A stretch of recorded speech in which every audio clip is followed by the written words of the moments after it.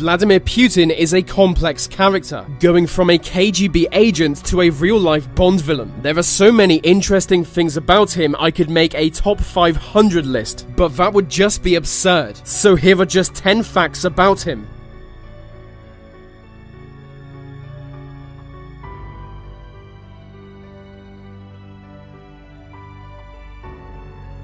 One of the most distinct things about Putin is his walk. You'll notice he swings his left arm widely, but his right arm barely moves. For years, this baffled body language experts. It just didn't make sense for him to walk like that. What does it mean? Some speculated he suffered a stroke or genetic disorder, but a long study of his behavior concluded it's due to his KGB training. Apparently, he was taught to always keep his right arm by his side, so he could quickly access his firearm, so he can swing his left arm wildly, but his right hand is always ready for a gunfight. Several other KGB agents are still known to walk the same way.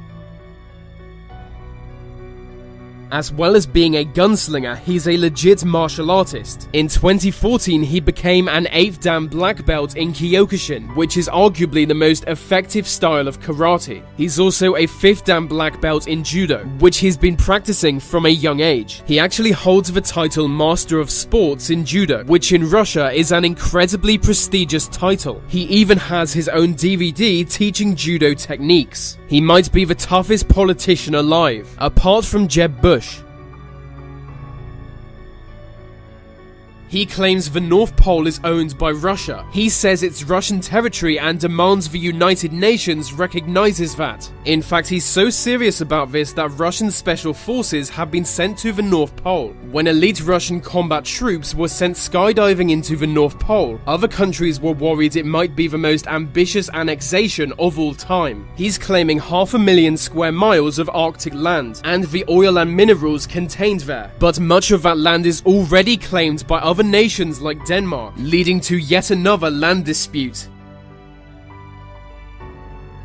He's worshipped as a living saint. There is a religious sect within Russia who see Putin as the reincarnation of Saint Paul. They believe his purpose is to defeat the Antichrist, although it's unclear who the Antichrist is. They also believe him to be the reincarnation of Vladimir the Great, who created the Kievan Rus, a federation of Slavic tribes from which both Russian and Ukrainian culture emerged. The religious sect emerged in 2007. It's just one example of the leader worship we still see in Russia.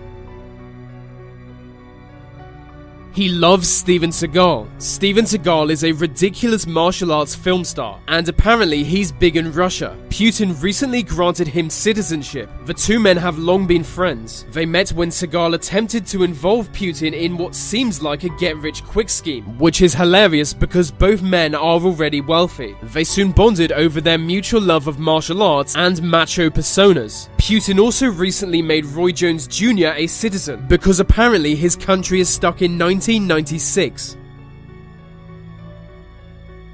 He might be the world's richest man. Sergei Pugachev is a former Kremlin insider. He claims Putin is the most wealthy person alive. Putin has made sure to keep his financial status as secretive as possible, but one hedge fund manager estimates his wealth to be $200 billion. The claim is that he gradually stole his wealth while in power, and now hides it in a string of secret bank accounts. He really loves tigers. His administration has taken action against tiger poachers within Russia, and as a result of this, the number of Siberian tigers is rising. But one tiger he helped rescue caused a minor diplomatic incident. It swam across a river into China and started killing livestock, but the Chinese government didn't seem to mind. He circumvented term limits. The Russian constitution only allows each person to serve 2 consecutive terms as president. So after 2 terms, Putin resigned. He became prime minister while his friend became president. But in the next election, he once again became president, as the constitution has no limits on the actual number of terms. They just can't be consecutive. So Putin and his friends can theoretically keep doing this. He hates the English language. He thinks it's ugly, so although he can speak English well, he rarely does. He's more fond of French and German and speaks them on state visits, but he really doesn't like English.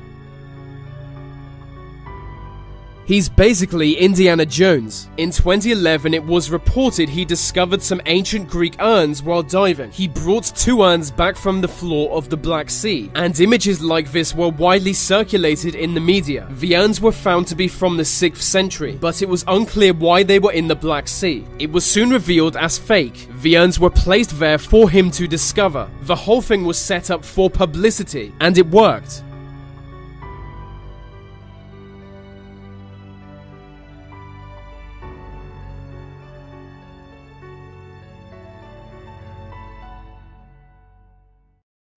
So that's the end of this video. If you want to support this channel, you can do so simply by leaving a like. And if you want more content from me, I have a second channel where I do different videos about different things.